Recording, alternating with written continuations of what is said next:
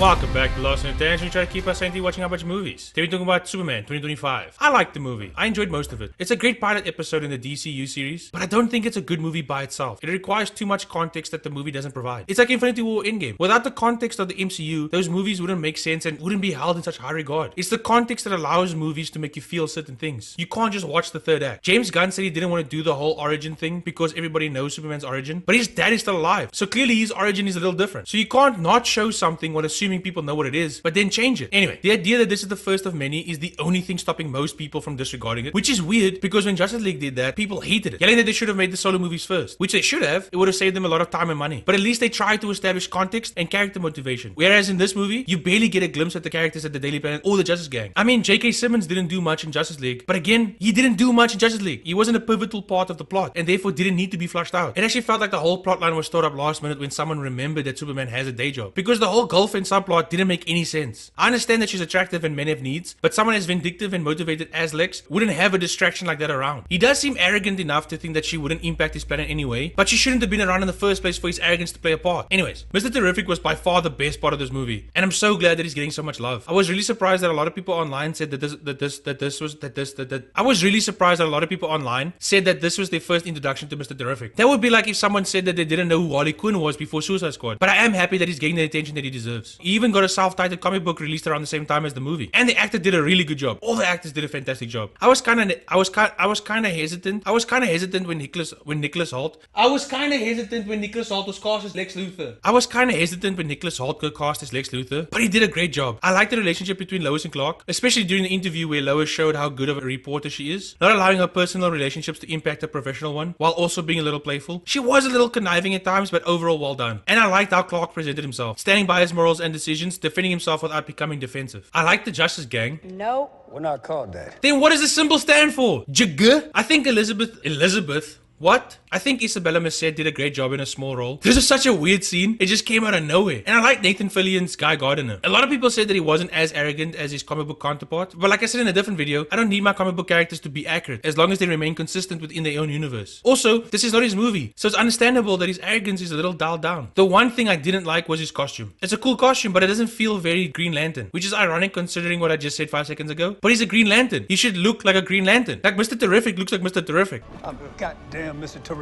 I'm glad they went with real clothes instead of CGI, because we didn't need the PTSD. Anyway, onto the stuff I really didn't like. I think the whole message thing was stupid. People believe Lex a little too easily. Some people still believe that the Earth is flat. It was authenticated. But how do you authenticate an alien message? And also, if she fixed it, wouldn't that be altering it? She would have had to run it through some sort of software. Also, how did she hack it? How did she fix it? How did she fucking download it? Anyway, not only did the people believe Lex too easily, I'm having a stroke. I think I'm having a fucking stroke. Anyway, not only did people believe Lex too easily, but they disregarded it too quickly once Lex was outed. The message wasn't disproved, it was just forgotten. Anyway, let's just move on. The Raptors. They didn't really do anything besides set up cool action scenes. Their strength was so inconsistent. They can get knocked out by Mr. Terrific, but then they can overpower Superman. They say he's weak from the kryptonite poisoning. Bellaby's still weak. But that was after he did this. He is weaker, but he's not weaker than him. I'm goddamn Mr. Terrific. Anyway, I also didn't like the prison scenes with Metamorpho. Firstly, I think the actor is fantastic. He was amazing in Barry, but he doesn't get to do much in the movie. I wouldn't be surprised if he spent more time in the makeup than he did on set shooting his scenes. Anyway, the prison scene was so dumb. I understand that he refused to help out of fear and then agreed to help out of guilt, but the circumstance of his initial fear didn't change. The guy still has his child, and to Metamorpho's knowledge, he's still willing to harm him. He then created a fucking son, and the guy did nothing. These two fucking twats were yelling, and he didn't threaten him to stop. He should have stopped and asked Superman to help his son, but then Superman is too weak and convinces Metamorpho to be a hero, and then Metamorpho can save his son. That way he doesn't have to show up later at the Bravia war zone, which was cool, but it was a little weird that he just left his son that was recently kidnapped. And that way Superman wouldn't have to call a few friends. But instead, the Justice Gang got inspired by this child to do what was right and showed up on their own accord. The only reason why Superman had to call a few friends was to justify Metamorpho being there. Anyway, moving on. The pacing at parts was really bad. They stopped all the momentum of some scenes just to make kind of funny jokes, or to show footage of this annoying fucking dog. I really didn't like Krypto. He was extremely annoying, but he didn't have enough of a payoff to justify being that annoying.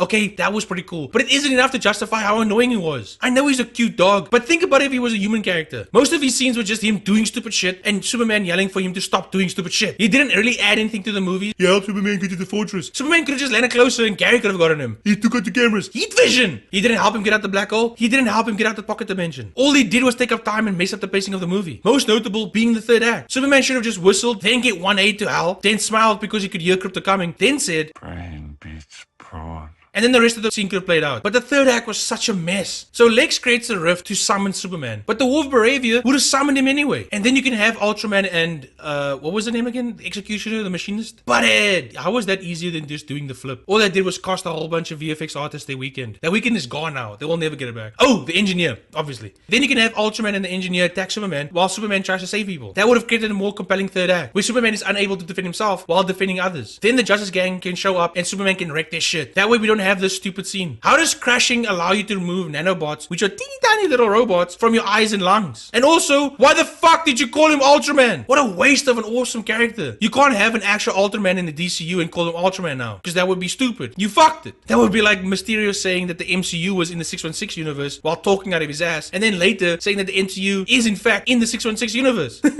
That would be stupid. That would be fucking stupid. Anyway, Clone Superman should have just been an android. Not a Mazo, just like a normal android. And none of these people should have been there. Because where the fuck did you find so many intelligent, capable people as equally as fucked up as you are? Did you post an ad on Craigslist? I understand how Lex can be this fucked up, but all of these people are just willing to allow innocent people to die so that their boss can kill an alien? Anyway, Clone Superman should have been an android. And then he could have just set the codes and the android responded. That would create a natural progression to him being in the suit. The only reason why the android failed was because he lost the cameras. So if he wants something done right, he has to do it himself. Anyway, that's it. Fuck off. Boy, that escalated quickly. I mean, that really got out of hand fast.